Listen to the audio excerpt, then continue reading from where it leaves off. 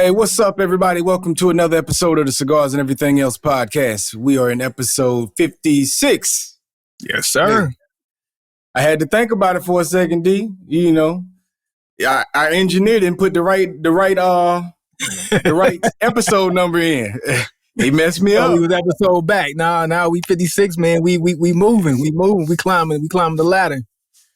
Yeah, there we go. Hey, in this week's episode, we're going to get into some cigar talk and a little bit of everything else. My name's Jared. Denzel's my co-host. And, of course, we got one ritual of the show we need to get into. And I am not prepared, but usually you are. Come on, man. It was a no-brainer. I knew who this one was going to be last week. Who we got? LT, man, the great Lawrence Taylor. Got to give it up to him. Like, it was... hands down, I already knew this is where we was going. 56. I looked real quick to see if there was anybody else who came in competition. A sleeper? No sleepers. No sleepers. LT, man. Lawrence Taylor. Hey, you won't get no argument with me. LT, that guy. Hey, and LT had a slick little low-key acting career, too, that he slipped into, man. He was all right, you know what I'm saying? He tried to get his O.J. Simpson in there. Yeah, he tried to, man. I wish he was kind of funny, man. He had like a sense of humor. I wish he would have actually made it a little further in it, but you know, it is what it is, man. Hey, shout out to you saying them football players that did that. Jim Brown did his thing. Yeah, Jim was good. Yeah, he was. Yeah. Oh, and by the way, I think Jim Brown passed away not too long ago, right? Like a few weeks ago. Yeah. I saw somebody say something like. And the crazy thing is, about it for a he didn't make big news. Nah, Jim didn't make big news like that. I mean, I kind of got an idea why, but yeah, Jim mean a whole lot more to us than everybody else. You know what I mean? Yeah. Like, you know. Yeah. That's on us to get Jim his flowers. They kept it quiet. Not too much was said. You know, I saw one little thing. I actually had to go and dig and try to figure out the information. Like, hold on. Did he really pass away? And nobody said. He thought it was one of those frauds, right? Yeah. And it was real. But hey, you know what I'm saying? Shout out to Jim Brown. Shout out to the Juice too. Shout out to LT. Yeah. Acting chops. All three of them. Now Jim was the best though out of all of them. Jim was the best, so? I think so. You know, Juice was kind of like, you know, hokey a little bit, you know what I'm saying? But Jim was serious. Jim had some serious stuff, you know what I'm saying? Well, it was comedy, a lot of it, you know what I'm saying? But he was able to portray a serious attitude, you know? Like, yeah. You're right. I give it to him. But it's the LT episode. And man was a beast on the field. Nasty with it. Take me back to my childhood. Man, those are ones, like you mentioned Junior Seau last week. LT's one of the ones that take me back to my childhood. Yeah. Easy. Without a doubt, LT was one of them guys in your child. You know what though, man? Truth be told, there was. Do you like some of those football guys from back in the day? Those guys was like superheroes to us as kids, man. Yeah, it man. Don't feel like that no more, do it? Like the kids look at football heroes like Titans, like we used to. Like I don't think so. Like the way we used to, like, man. Remember, Bo Jackson, guys like that. Remember they had a cartoon. Bo had a cartoon. Wayne Gretzky. Who else they had? Who else was in it? It was a bunch of sports players. And it was like the way was he? Who was it? They had somebody from. It was Bo, Wayne, and it was only like, was it 3 or 4? It was 4. I thought it was 4. I think it was 4. You got me racking my brain now because that one didn't make it long, and I can't remember it. Like that. Was it Mike Tyson? Was he in it? I'm about to look it up. Keep cooking on it though. But but like that just kind of takes me back to that mind state of like back in the day, like we had the cartoons and they were superheroes. You know what I'm saying? So with the same fashion, when we watched them on the field, we watched them on the court, it was like otherworldly. You know what I'm saying? It's like, yo, this is these guys are superheroes right now. And I don't know if it's because we're older and we're looking at them and they're younger, or if it's just the access to how these athletes are, same with entertainers, even if it's a mystique behind it. But yeah, man, back in the day, them boys was Titans to us. Yeah. It was 3, and MJ was the third member. MJ. Okay. Yeah. They took the three guys from the. I can't even say the big three sports. You know what I'm saying? But I guess because Bo covered two, they was like, all right, we got Bo to cover two, so we don't have to have a fourth member. Yeah. And then we'll bring Wayne Gretzky in because Wayne was just GOAT of what he did. You know. Yeah. So. Yeah, but them boys are superheroes, man. Show was called Pro Stars. Yeah. I remember that. But you know, what you said is interesting, right? Because I don't look at them. We're never going to look at any of these guys as like us, you and I, our generation and up. We're never going to look at them as the way with the twinkle in the eye like we used to because we're not kids anymore, obviously. But I just wonder if the youth look at their athletes with that same, you know, like, wow, that's a I think some do, but I don't think as much as before. Not as much as before. I mean, I still think, and I think they maybe they age out sooner than us too. Like even into our teens. I think like after like that young preteen phase, once that's gone, then probably not. You know what I'm saying? Because the way the kids grow up nowadays anyway, they grow up too fast. So the mindset is a little bit different. The mind state is just a little bit different than how it was when we grew up. We stayed in that kids stayed a little longer than the kids are now. So we looked at them. And on top of that, man, some of these guys, the testosterone come out of the sport so much too. So it's hard to look at them like gladiators. You know what I'm saying? Like even as a kid, they're talented. The gladiators too, by the way. Yeah, another one. You know what I'm saying? But you look at them like talented people, but you probably don't look at them like titans like we did. You know? And maybe I don't know if we want to go here, but like you said, the testosterone was pulled out, that masculinity, that grunt, that it's kind of gone from sports anyway. You know what I'm saying? It's a prettier sport in football, in basketball. You know what I'm saying? It's more about the flash than it is about the aggression is gone. Yeah, the aggression is gone. Contact, the impact. Yeah, so that could be another aspect of it too. You know what I'm saying? Yeah. You demasculate us. What you think is going to happen? Yeah, I've heard some of the younger people make fun, like old heads think this is how sports supposed to be played, and they just show people just like two Rams just going up against each other. But that's an element, though. It's an element. There you go. It's not supposed to be played like that, but it is an element of it. Like I'm going to be more talented than you, but then I'm also going to be tougher than you. It was both more physically imposing than you. I'm gonna put my will on you. I'm gonna beat you mind and physically. You know what I'm saying? It's supposed to be a combination of both with sports. Yeah, you got to be better than somebody on the streets, or you shouldn't be a professional. You know what I'm saying? So, what makes you a notch above them, other than not only your mental but your physical? You know what I'm saying? Like it ain't just all of that matters. All of that is what makes sports us. Because like we talked about sports, I don't want to go too deep in this because we ain't even got to the cigars yet. But when we look at sports, we say, that's not a sport. Bowling, you know what I'm saying? It's non-contact. It's not going up against nobody. Golf, not going up against anybody. It's non-contact. We look at sports as something like you have to have some kind of physical ability that you're going up against somebody else, outsmart them, outwill them, out-tough them, outskill them. All of those things matter. It can't just be skill with no physicality. That's not what makes it sports. The physicality plus the skill all makes it sports. Yeah, to us. That's what makes it exciting. Yeah. And that probably is a piece of why baseball can never be where where we would want it to be, because it's that physicality lacks ultimately. You know what I'm saying? Like you get it probably in why we say it stinks so bad.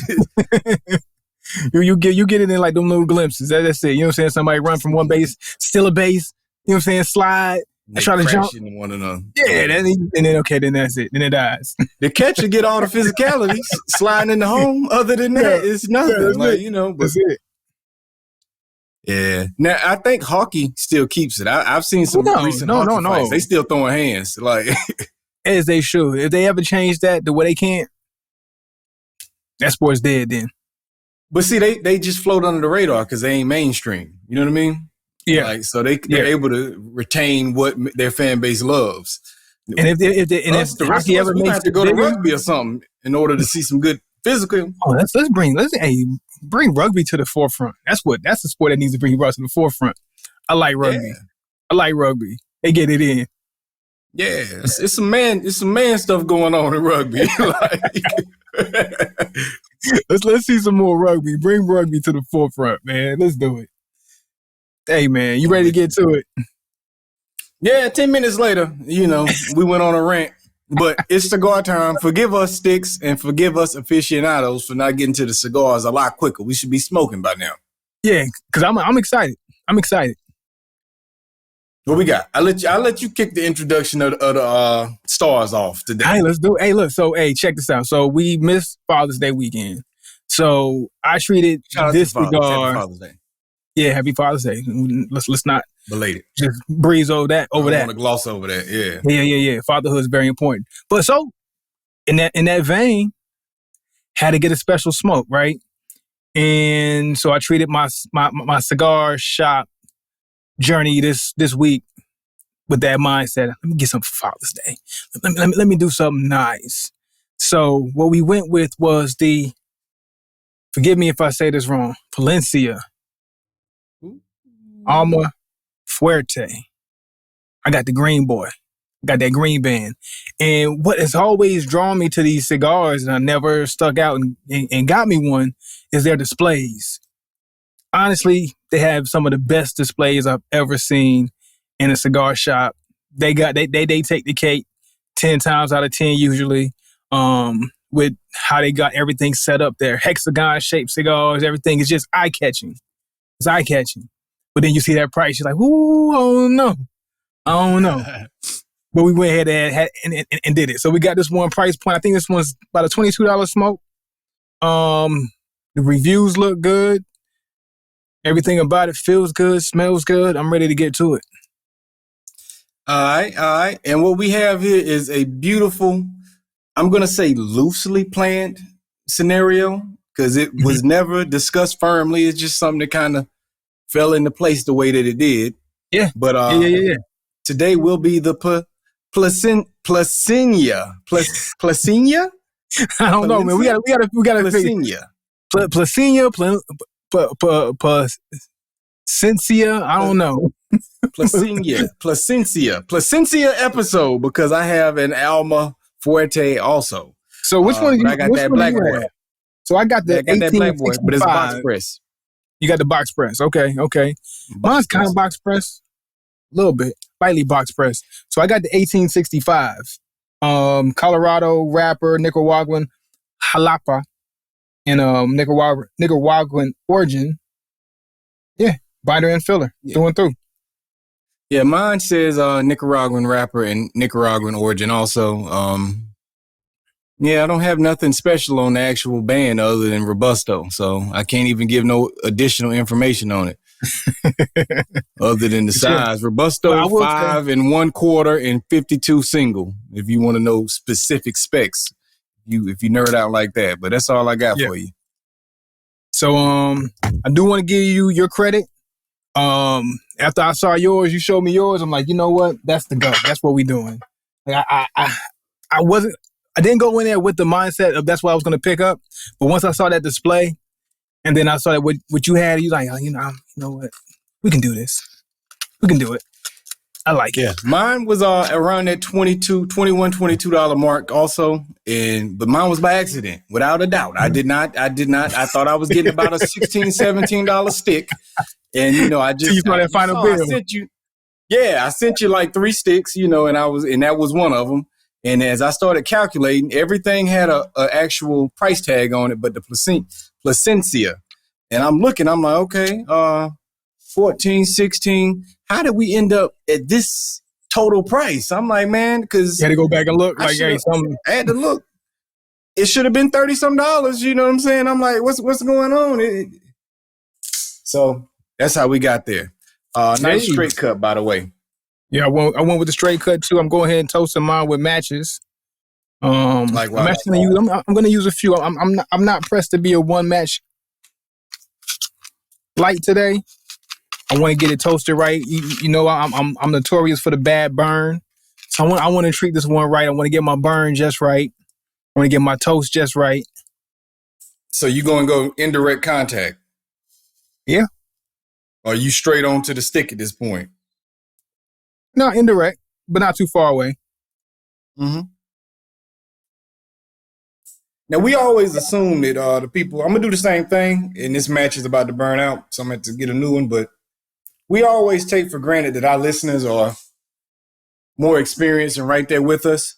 So for those of you who may not be as experienced, actually lighting your cigars and, you just come for everything else, but you're interested in cigars, the proper way to get your cigar started is to not put it directly in the flame. You would actually want to, let me light this match and show.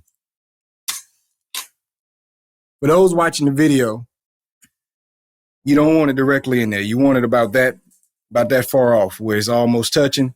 That will start lighting that tobacco, as you see. I don't know if the smoke's picking up, but it's starting to light it. A little inhale with that. Well, not inhale, I'm sorry. A little draw. You'll actually start to light up.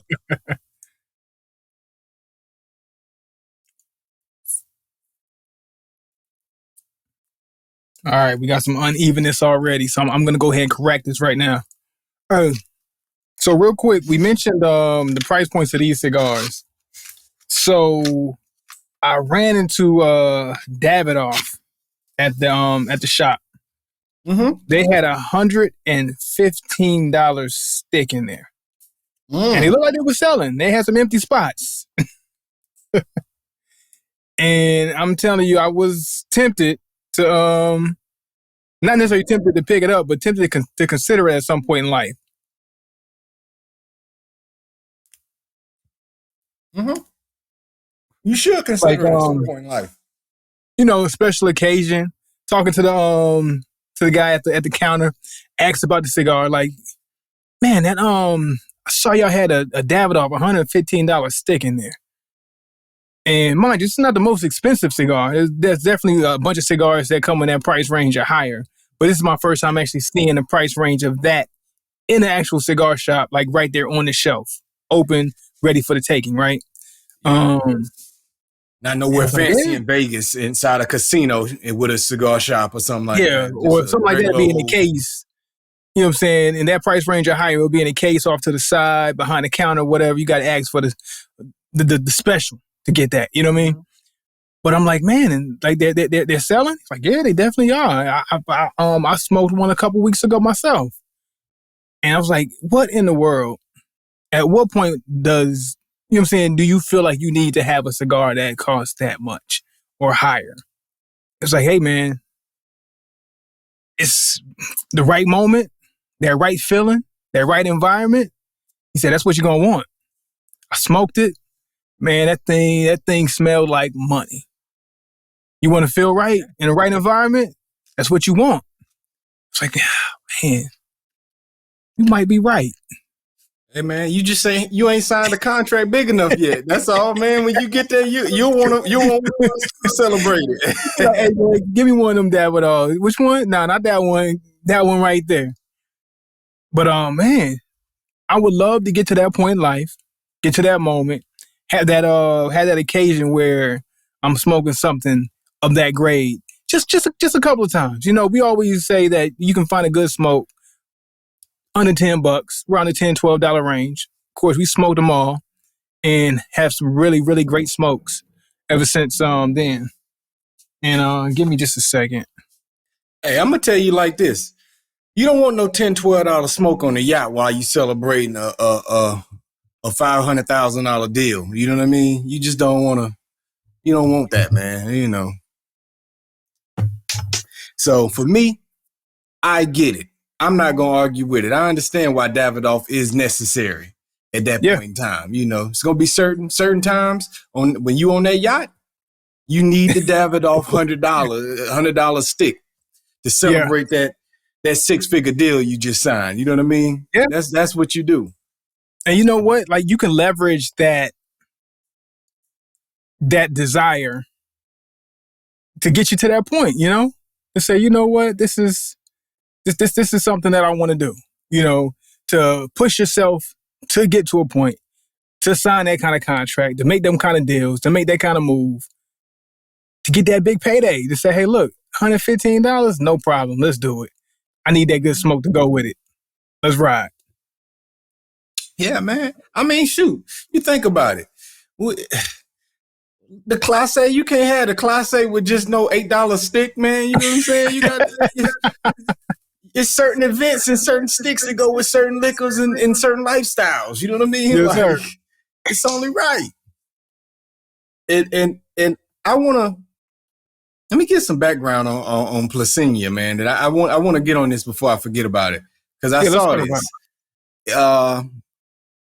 It says in the article I see here that Plasencia is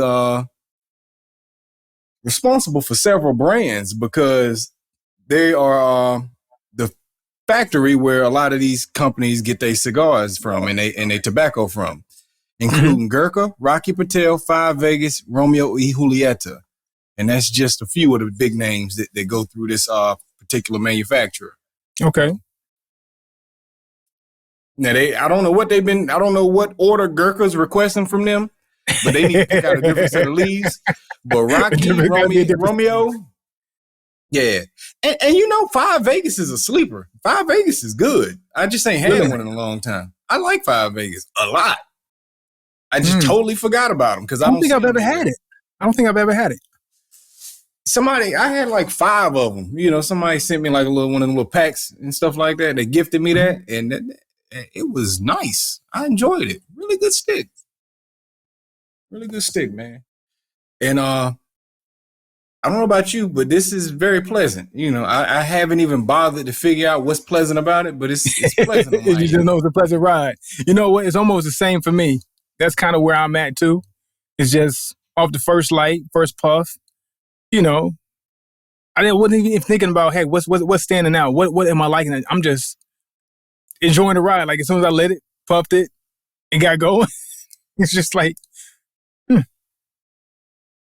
This is enjoyable. I don't know why it's enjoyable. This is very pleasant. I'll leave it at that. You know, we'll save it for later on in the review. Maybe I'll actually concentrate on what I'm doing. But that's a good sign, though. When you just in the moment and you just not even trying to figure it out, it's just like, hey, man, kick your feet up and recline the seats. And just go with it. Like, and just go with it. That's what I feel like.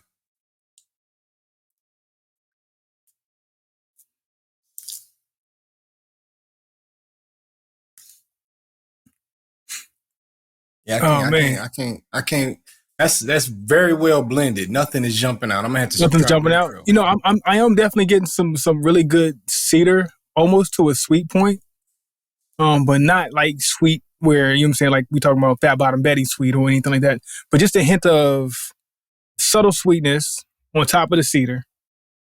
Aromas are really really nice and pleasant, light, kind of like floral.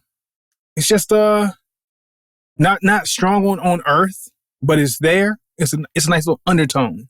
It lets you know, hey, look, yeah, this is a tobacco leaf. We're gonna give you some floral, some sweet, some cocoa, and a little bit of cedar, and that's it. Just like a nice, like you said, a nice blend of those things. Put it in the blender and just nice. That's I wonder what's different about our sticks, because that's pretty much my experience. You summed that up very well, because I was retrohaling as you were describing it, and I can all of that. That was very accurate. I would have never been able to put that together without you saying it though. Like, but that's pretty much what I got going on. But it's blended so well that I wouldn't have been able to individually pick that out like you did. Yeah. You did a good job picking that out just now, but.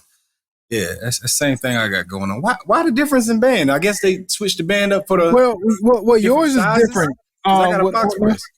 Because yours is not a 1865. I was looking at them earlier. Let's take a look. Let me see if I can figure it out. Mine's 1865. Yours is. You have the black band.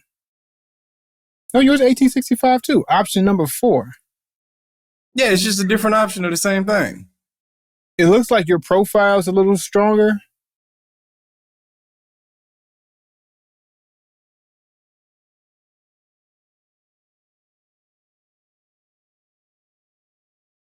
Yeah, mine's a medium profile. Yours is just very smooth. This ain't that strong.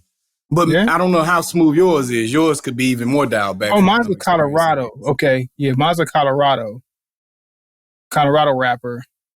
And yours doesn't have the Colorado wrapper. That's the difference between yours and mine. I got a Nicaraguan wrapper. Yeah, so mine's Nicaraguan and Colorado. Fillers are pretty much the same. Fillers are the same. Mine just has an extra layer of wrapper. It says Colorado and Nicaraguan. Yours is just Nicaraguan. Yeah. Yeah. So here we are, man. Okay. Top notch smoke so far. You got the deluxe version. Give me a little extra with mine. Come on now. Yeah, you got 2 extra tracks on the end of your album. You know what I'm saying? I didn't get the extra songs, the bonus songs on mine, but it's all good though. Yeah.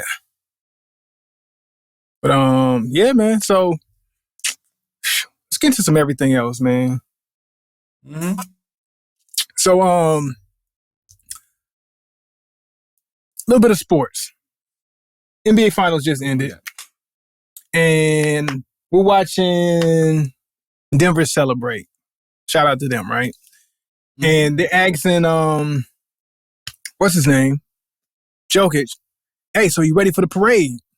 And he looking at him like, parade? Man, I'm ready to go home. Like, what time's my flight? Like, are we done here? Like, during the whole press conference after the game is over. And he's like not excited. Everybody's celebrating around him. He's not excited. Press conference come, they're all hype. You ready for the parade? You ready to show Denver some love? Da da da da. And he like, I'm trying to get home. I don't know what y'all talking about. Dude seems super annoyed. Like, yo, yeah, I just won the finals, but you know what I mean, light work, okay. And let's move on. So that kind of led me to thinking about not necessarily cultural appropriation, culture vulture or whatever, but it's like, man, this is something that our people, we herald. Winning the championship, going back to Denver, going back to the city that you represent, showing them love. Yo, I did this for the city. Cleveland, this is for you. Yeah. My man, like, forget Denver. Forget the NBA. Forget America. I'm trying to go back to my homeland, my people, and I'm trying to, whatever, NBA season over, I got my bag, I got my chip, I got my ring, well, about to get my ring, and I'm 2 fingers, I'm out of here. Mm-hmm. You know what I'm saying? And this is supposed to be what people are looking at as like, hey, this guy might be the future of the league. Yeah. But with a thought and attitude like that, it's like, you ain't got no love for this. You got no love. It's like a side hustle. It's like a side hustle. This is 9 to 5. He clock in. I do this job well. I do it because I'm good at it, not because I love it. Like, yeah, it's an interesting concept, man. But I believe he's not the only athlete. I'm sure there's been many athletes throughout history that did sports that they were good at, not because they loved it. You know what I mean? Like, but to get to that level of accomplishment, yeah, you know, you got some people, you know, they'll do it for the check, but there's some kind of pride in, or at least outwardly showing pride of, yo, I got the heralded chip that's been elusive to thousands and thousands of players. Even the greatest of them don't have what I have. AI don't have what I have. Melo don't have what I have. Chris Paul ain't got what I got. I'm just ready to go back to my homeland and chill. Like, okay. Thanks for participating. I'm out of here. Yeah. I don't know, man. You would want to think, you know what I'm saying, that someone at that level has some form of passion or respect for the business that he's in, you know what I'm saying? And it's a sport, but I'm going to call it a business because at the end of the day, you know, every sport's a business. But he just ain't there, man. But think about it, man. There's got to be other people. I hear fighters say that stuff, man. They don't love it. You know what I'm saying? They just been doing it since they were kids and they good at it. You know what I'm saying? Wait, but doesn't that break your heart to a sense, though? Like to see, like especially when we talked about how we looked at our sports figures back in the day, to see a sports figure do something that people pay a lot of money and spend a lot of time to invest in watching and cheering for, to find out that your favorite player don't really love what he's doing. This is just see where it would break my heart is if I knew that he was leaving something on the table of his ability because he didn't love it. That would break my heart. But if he's giving his all while he's on the clock, some people are just hard workers. You know what I'm saying? Like he's just a hard worker. He's just a hard worker. Like me and you from that cloth. Like man, we can hate a job, but we gonna do it to the best of our ability. You know what I'm saying? Because that's just our upbringing. So as long as the athlete is giving me 110% out there, he ain't gotta love it because I never got to know that he don't love it. You know what I'm saying? As long as you play like you love it. As long as you play like it. Yeah. Yeah, but if he out there and I can look in his performance and see that he giving a half behind performance, then yeah, it breaks your heart at that point because you like, hey man, it's time to hang it up because you ain't giving your all to this no more. Like, you know what I'm saying? It's you got somebody's spot that would actually go out here and work hard and entertain me. Because at the end of the day, that's all we all want from these athletes. You know what I'm saying? Like, yeah, great entertainment. That's it. You know, we can pretend like we love them and all this other stuff and we want what's best for them, but they want their check and we want to be entertained. And that's the relationship. That's the relationship. That's the agreement that we got. Now, yeah, you talk about entertaining. You got these players that don't show up to work. Yeah. Well able to play. Don't want to get on the court, don't want to get on the field, but they still want to collect their check. Mm-hmm. Not a fan of that workload. Is that what they call management. It? Workload management. Yeah, I'm not a fan of workload management because at the end of the day, my part of the relationship is fan. So therefore, my part of the relationship is to want to be entertained. Don't come to my city workload managing. And I want to see you perform. You know what I'm saying? I bought a ticket to watch so-and-so play. Don't sit him out because you think, you know, we don't need to win this game. You know what I'm saying? And then I'm watching all these other guys I'm not interested in play. I'm not there for the team sometimes. Some people are there for the team, but some people are there for individuals. They want to see that player. Yeah, they want to see the individual play. Yeah. I went to go to the Lakers game to watch Kobe in his last season. I showed up for Kobe. Kobe better get in the game. You know what I'm saying? I don't want to watch 4 other jabronis running around in yellow and gold. Like, I want to watch Kobe come in the game and play at some point in time. Like, and they're depriving the fans of that because they got their own individual goals to win, but their goals don't align with my goals as a fan. Yeah, because I might want to see LeBron play, but I'm not a Lakers fan. So yeah, you thinking about winning your chip for your team, for your city. Yeah. But I want to see the individual. Yeah. And who pays for you? Your goals and what you want for the season, I get it. But don't align with what I'm trying to do right now. with this $80 ticket I just bought, $100 ticket, $1,000 ticket. $300 ticket. Yeah. But I'm in the nosebleed with mine, so you know. Yeah. My ticket's gonna be $80. But with that being said, $40. we keep them in business. They don't have no league without us. You know what I'm saying? So you got to find a balance between doing your strategy and keeping me satisfied. I am the person you need to be worried about satisfying. I don't care if you don't win a chip at all. You need to make sure you keep my ratings. You know what I'm saying? Yeah, keep my rating. Yeah, because how else you gonna get that check? You know what I mean? So I think what the league needs to do is do it like regular people 9 to 5. You get so many sick days. You get so many PTO hours. You know what I'm saying? All right, nah, man, ain't no workload management today. You didn't use all your sick days. You didn't use all your PTO. All right, come on, LeBron, get on that court. Come on, Zion, get on that court. Perform. Sick leave up. You ain't got no more sick days. Yeah. I'm a fan of that. You know what I'm saying? That's how I view it, but I'm viewing it as a fan. Now, don't get me wrong. I'm always constantly hearing stuff about how these players is getting messed over with their money. Like, I didn't know that they were getting taxed in every state that they go play in. You know what I mean?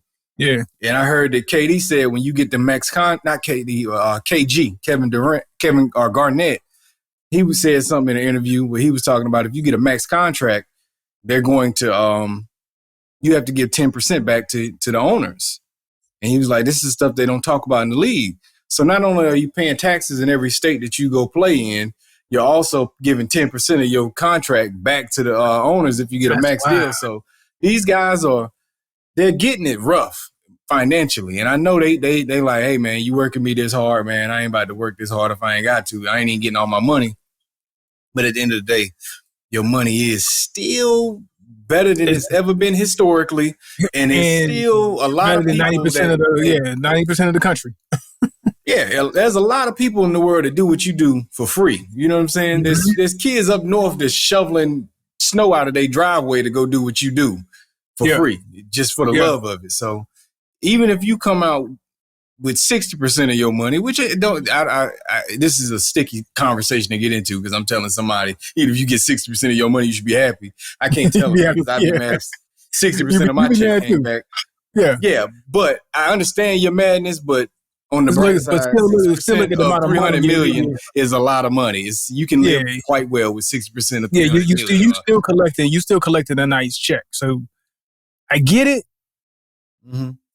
But you're getting compensated very well, even with the percentage that's being taken out. Even with the percentage that's being taken out, you're still getting compensated very well. Yeah. You know, very well. So find a way to get your butt in the game, man, and play.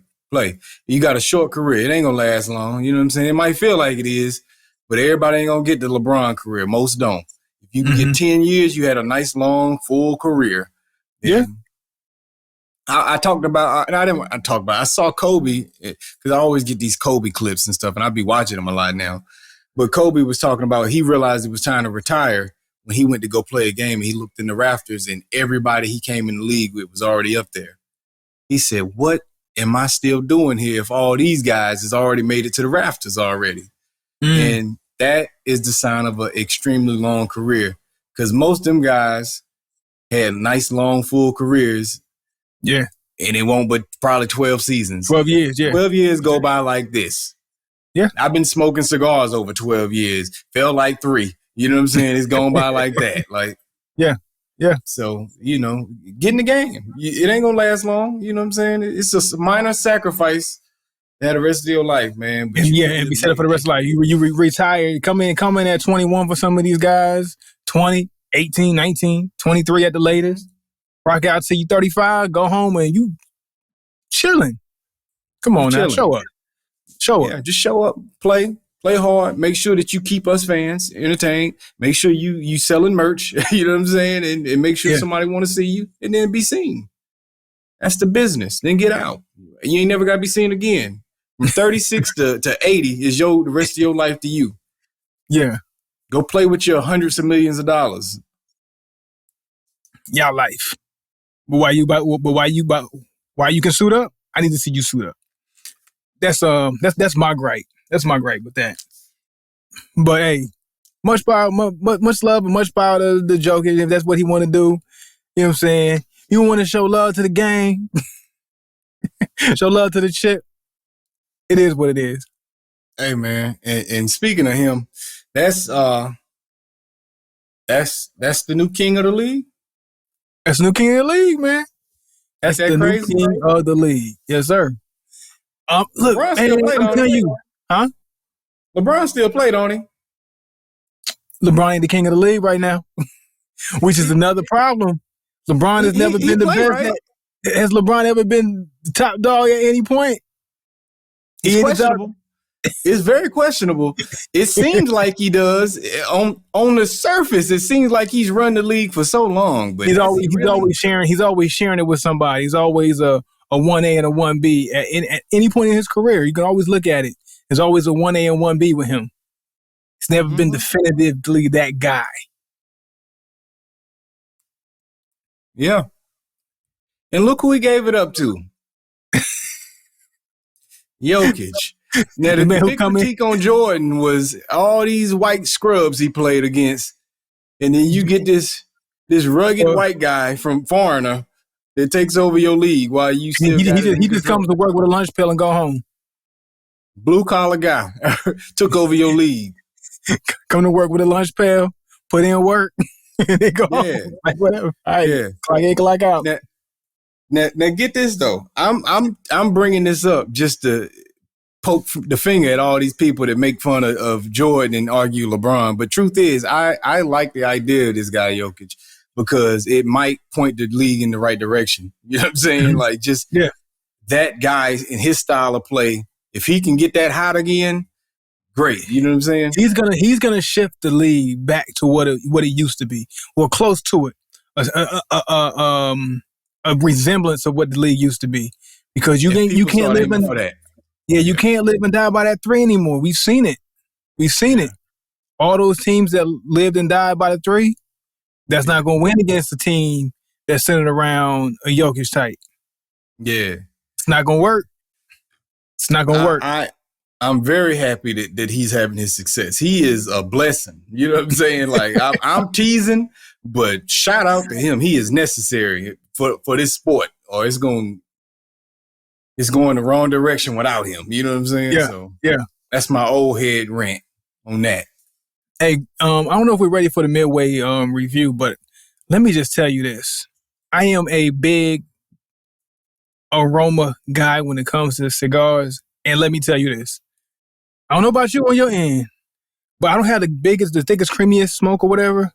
But man, this aroma is like one of the most pleasant I had. I think the only cigar that might come close to this pleasant aroma might be the cigars in the Cohiba realm. Yeah. This might take the cake right now, but we'll get that at the final review. Yeah. Now I do have some creamy smoke on my end. And the aroma's nice. I've been enjoying that also. It's just enjoyable stick. You know what I'm saying? Like, I'm not ready to rate it. I don't have a clue where I'm going with this. You know what I'm saying? I think I know where I'm at right now. I think I know where I'm going. I think I have a good... we got a long way to go with this stick. Long way to go. We're still in the first third. And I'm on cloud 9 with this bad boy right here. I'm on cloud 9. Yeah. I don't know if the Hibiki is helping too. I am pairing it with some Hibiki. I've been on this little lemon twist with my drinks lately. So I got this lemon twist with this Hibiki, and it's a beautiful combination. But I think this is I'm on cloud 9 with this guy right here. What led you down that lemon road? Because you mentioned that to me the other day. Yeah. I was on a lemon tequila, man. I don't know. Kind of going back to my mixology thing, you know what I'm saying? Like I was in it for a minute. You know what I'm saying? You definitely do it too. And I kind of got away from it. And then like lately I want to spice some things up a little bit. You know, I got the premium drinks now. And I kind of wanted to see what to mix with the premium drinks. So I haven't been mixing my premium drinks. All my premium drinks have been neat, straightforward. I did the not on the rocks, but chill with the ice. I've done that straight up. That's what they call it, straight up. So now I decided let me play with these premium drinks a little bit. So I did this little lemon twist thing, and it's been nice. It's summertime too, so summertime. It's a perfect blend. Only with tequila, or have you been touching it up with anything else? The Hibiki today. So yesterday was the tequila. Today's the Hibiki. So I got the whiskey with it. Yeah, I love it. Might be my go from now on. Okay. Hold on now. Maybe I blanked out and missed something. You just using lemonade or actual lemon, fresh squeezed lemon or lemon juice, or what are you doing? Fresh squeezed lemon. But then I got this lemon San Pellegrino to kind of give it that little spritz too. Sparkle. Yeah. Yeah. Okay. It's nice. Okay. You know, nice. I ain't mad at that because, people normally do the lime. So, you know what I'm saying? You went to the cousin and got the lemon out. You know the lemon. So, you know what I'm saying? It's summertime. It's a nice little blend. So, yeah. Why don't you go ahead and make it a Sprite and add the lemon and the lime? Lemon out of San Pellegrino. You said make it a Sprite. A Sprite tequila. Squeeze a little lime in there. Yeah. I might try that next. I might try that next. A lemon lime. I think that'll probably sit better with the tequila than the actually the whiskey too. Because lime goes nice with whiskey. Yeah. I think we on to something. You on to something.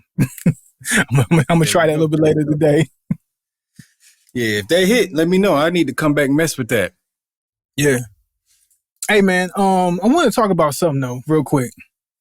We talked to you mentioned about novice cigar smokers and people trying to learn about the culture and whatnot. This is a culture thing. So tell a quick story.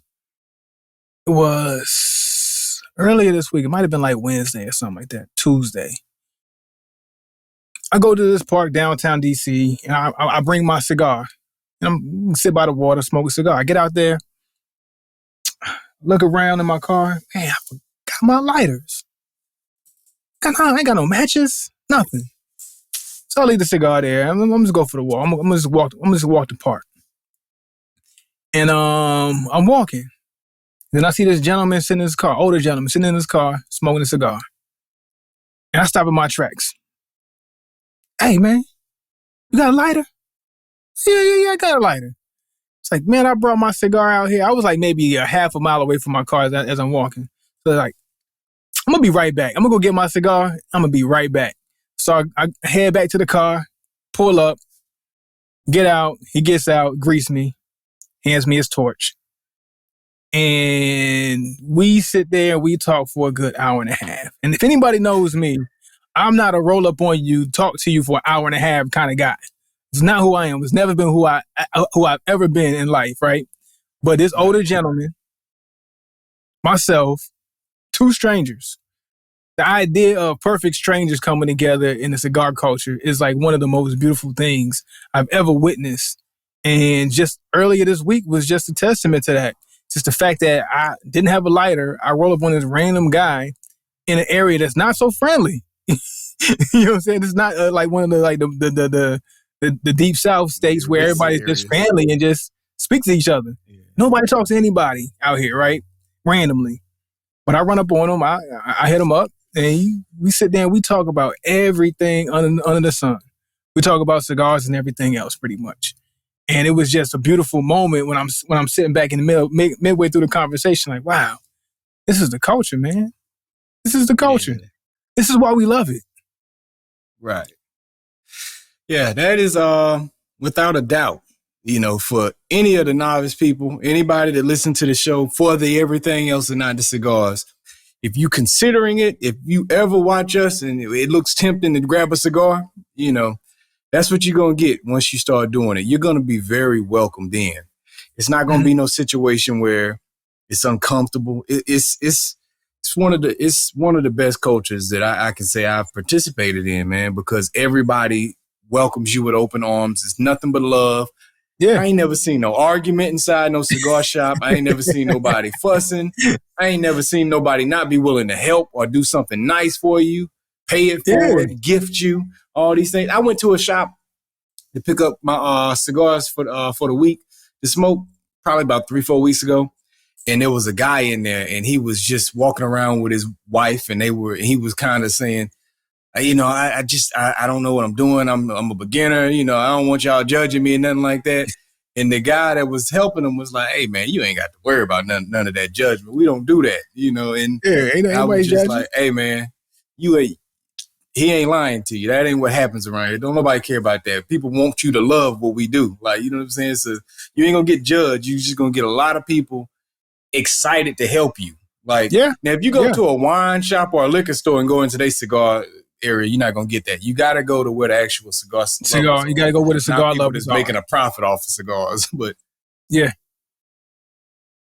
absolutely, man. And I mean, I see it time after time, and it's just the way this guy was receptive to me. And I wasn't looking like, you know what I'm saying. I wasn't buttoned up or, you know what I'm saying. I had a do-rag on, some sweatpants, and a t-shirt. I'm just going to go sit at the park and smoke a cigar. Like, I wasn't looking like nobody important and special or whatever. You know what I'm saying? Mm-hmm. And just the way that this guy received me. And you say he wasn't looking like much of anything either. He was just out of the park too, just wanting to enjoy his cigar. Like, he just went out there just to do his thing. And it's just like, hey, man, I wasn't afraid to approach him and he wasn't afraid to receive me and help me out. And was like, yo, this is dope. This is dope. Like, I wasn't planning on even sitting here and spending my time talking to anybody.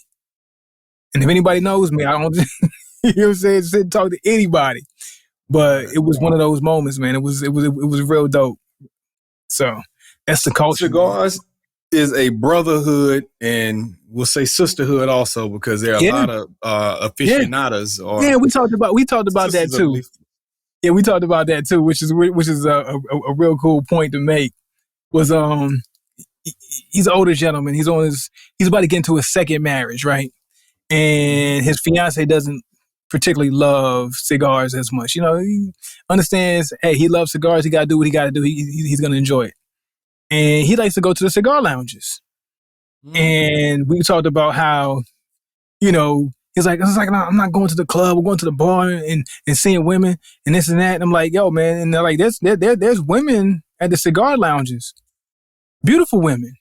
But when he goes there, it's like he don't have to worry about, it's like his woman doesn't have to worry about, hey, look, the women ain't there for him. The women ain't there to find somebody. Them women are there to have a cigar, just like we are. You know what I'm saying? Right. So it's like he was saying how she felt safe and cool with him going to the cigar lounges, even if there's women there, because there are going to be women there. There going to be some sisters of the leaf who enjoy smoking cigars. And we were in the same situation. We went to cigar lounges before. Women over here, we have conversations and whatnot, and it was just conversation. It's like, like, it's cool. They just love the cigars just like we love the cigars. And they want to enjoy the cigars just like we do. You know what I'm saying? They want to have a cigar, drinking a conversation. Nothing more, nothing less. And I just thought that was real cool. And it's just having that conversation with them. It's like, yeah, you know what I'm saying? You're right. That's all it is. These things right here are calling card. Not even calling. These are like having a membership card to get into the most exclusive club, and we all are members of it. And if we find out that you're a member of it, of our fraternity, this cigar fraternity, we treat you good. Like you say, because at the end of the day, you're not a person in your normal life that will go out your way to be that way. I'm not. And these people we interact with, they're probably not either. But when we find out we got this in common, the fraternity is there. And now at that point, it's, hey, what you need, brother? You need something? Hey, here go a lighter, man. Take my lighter. I got an extra case. You can take my case too. Like, you know what I'm saying? Like, man, as a matter of fact, man, he gave me, you know the matches I love, right? So I was eating up his butane. So this is cool too. I was eating up his butane in his torchlight. And I'm killing it. I'm like, man, I don't want to keep, because it was windy that day, so I had to keep relighting. Like, man, I want to keep eating up your He's like, nah, I got some matches for you, man. So I got these other matches too. So he gave me the matches. After we finished talking and cigars were done, and we parted ways, I get to my car and I realized I got a butane canister in my car. So before I pull off, I pop out, hey man, I got some butane. I can fill you back up. Like, man, don't worry about it, man. I'm gonna be good. I'm gonna go to the cigar shop. They're gonna get me right. And I was like, yeah, I know, man. I used up all your butane, but hey, look, I got some butane if you want it. You sure? Yeah. You know what I'm saying? He was willing to allow me to run down his butane, give me some matches, and then once I realized I had some butane, I was ready to give it right back to him. Like, hey, look, man. And we talked about that too, as far as like, you know, it comes around to you in the cigar culture. You give and you give, you take, you give, you receive. And it's just that constant, you know, circle of giving and receiving. And I think it's dope, man. It's nothing like it. Yeah. Great community. So that's our pitching ourselves for all of you guys who come for everything else. If you stayed through that, go buy you a cigar. That's your message to go grab you a cigar this weekend or go to a lounge somewhere. Yeah, man. You know, and take in the culture. Come on into the culture, man. Come on in. It's a beautiful place. Yeah, most definitely. All right, D.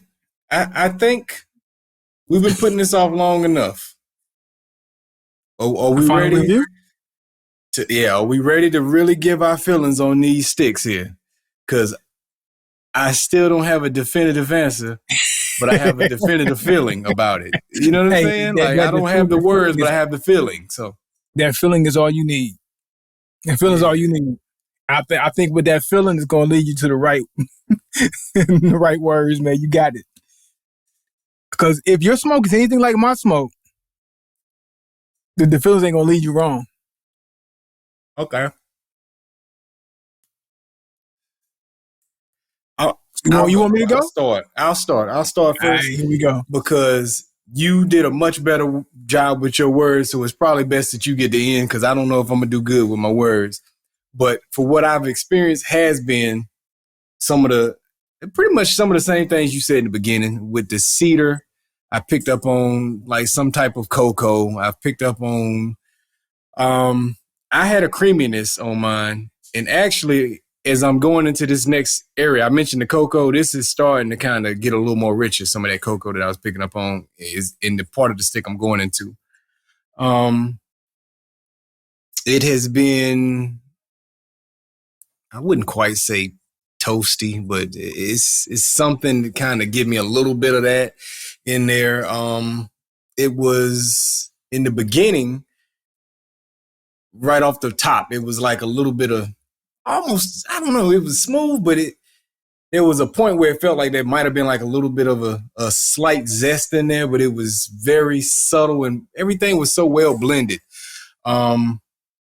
As I smoked, I noticed something that maybe it was like kind of like a pine cone kind of vibe a little bit, but not. I don't know, man. I can't find the words for this thing, man. But it was very well blended, and it was just a overall smooth stick. The aroma was great on it. I didn't run into any. It took the speed bumps like a Rolls Royce, man. That's all I can say, man. Everything was just nice and smooth along the way, man. Yeah, it just was. This is the worst description ever, man. But this was a damn good stick. That's all I can say, man. It was a mighty fine stick. It was the type of stick I had the feeling while smoking this stick that there was a point while smoking it, I said to myself, wow, I should always smoke like this. I shouldn't go back in smoking. Like I felt that for a moment. You know how we had the classic? We was like, okay, I shouldn't go back. I felt like I shouldn't go backwards after smoking this stick. You know what I'm saying? There was a point I felt that. And this stick is obviously in the fours. I just don't know where I want to go in the fours with it. You know what I'm saying? I don't want to be a victim of the moment and overhype it. And I don't want to underscore it because I really enjoy this stick. I'm going to go with a 4.5 because that just is safe. But it was a mighty fine cigar, you know, and I'll end there. 4.5. 4.5. All right. I like it. All right. So I got to giggle a little bit because, hey, man, I'm with you on it. So look, check this out. The way I'm going to explain it is this. In this cigar, in this stick, it has everything I love about a cigar all wrapped up in one. Subtle. So I like a complex cigar, right? Nothing really punches me in the mouth and say this is the full characteristic of the cigar. It's like it takes everything I love about a cigar, whether it's the cedar, whether it's the aroma, whether it's the taste, the feel, the body of it. You know, it's not too thick, but it's there. It's rich enough. I got that toastiness. I got that cedar. Got that hint of sweet and a little bit of cocoa. It's all in there, but nothing's overpowering everything. Everything is EQ'd perfectly in this cigar. Yeah, and I don't think I've had a cigar that's been EQ'd as perfectly as I'm a Liga Privada guy. I love Liga. It's one of my top favorites. I can always count on Fuente. It's like a Fuente heightened. You know how like Fuente is just subtle and smooth and just gives you everything you need, but cool. This is just like Fuente, but just that much better. Man, I think this might be my favorite cigar. I'm gonna put it down like that. I think this might be my favorite cigar of all time, and I might be saying a lot right now. But it hits me everywhere where I want to be hit. When it comes, because you know, sometimes you have a cigar and it might give you a bite off gate, but you know the good is coming, or it might start off good, but then you know the bad is coming. But with this cigar, like from the start to where I am now, and we're just getting to the second third, so we still got a long way to go. So my rating might change down the line, But where I'm at right now, this might be my number one cigar of all time. Yeah. I might almost feel bad of not putting this in my top 5, and it might make my top 5 next year. Davidoff, you got some competition. Yeah. Leader, you got some competition. Yeah. This bad boy right here, this 1865 Alma Fuerte, I'm going to give you a 4.8. Woo! You jumped out there and did it. You did it. Hey, I wanted to say 4.7. I wanted to say it so bad. That's why I said I don't want to be a victim of the moment and jump out there. Like, I wanted to jump out there. You know, it's giving me I wanted to do it. Better. It's giving me Cohiba, but better. You wanted to do it? I forget it, man. I revised my score and say what I wanted to say. 4.7. Because I wanted to say it, but I didn't want to jump out there. I was like, maybe I'm being a victim. I don't know if I'm in the moment, like, you know what I'm saying? If I'm a victim of the moment, I'm a victim of the moment right now. And maybe I might sit back and finish this cigar and be like, you know what, it wasn't all that great. But where I am right now, at this point, an hour into the smoke, almost an hour into the smoke, 50 minutes to the smoke, I would say this is probably the best 50-minute smoke I've had to this point.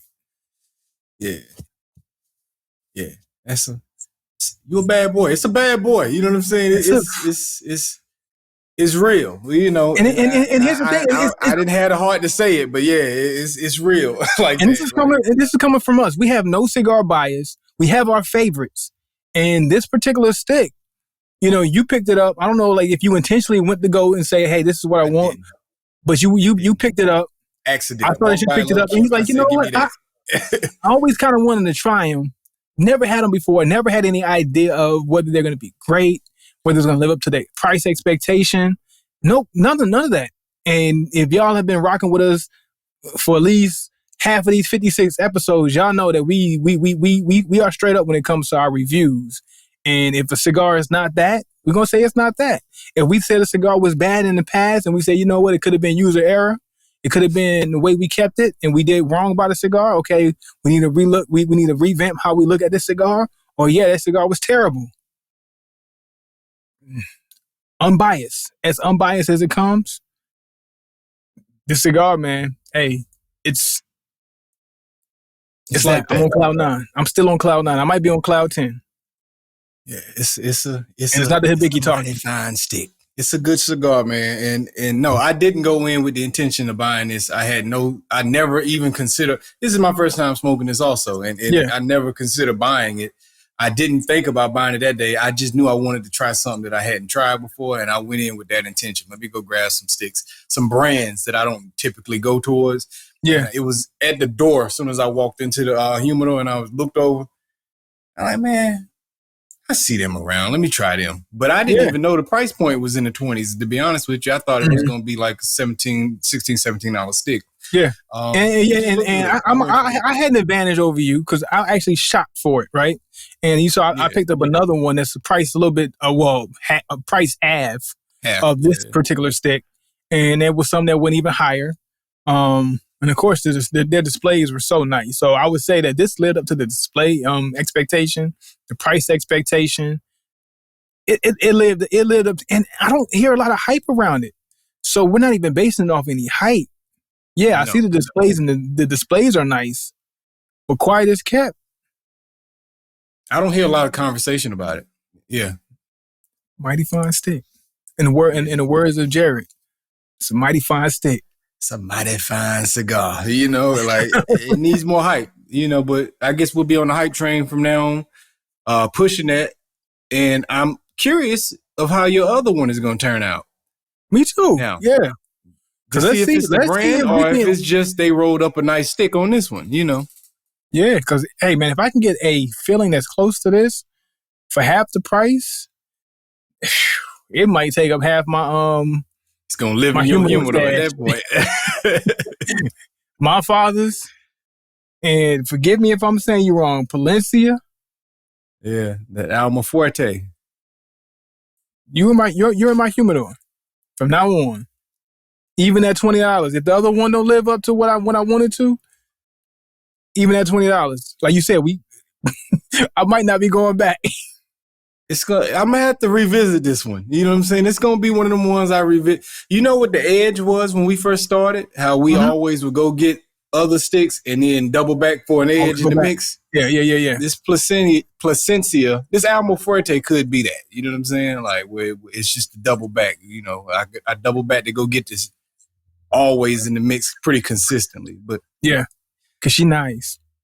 She nice. Hey, y'all got the word, man. Hey, that's the end of this episode, man. Shout out to LT because you got the Plasencia Alma Fuerte episode, and homie, you deserved it, man. You got a mighty good episode. I got to give it to you, man, because you got to be connected with greatness. Hey, man, we out, man. I ain't got no other words, man. Y'all keep them sticks up, man. I'll buy you a Plasencia. Go get you one, and then get you some Hey Pinky. Let's go. Yeah, lemon.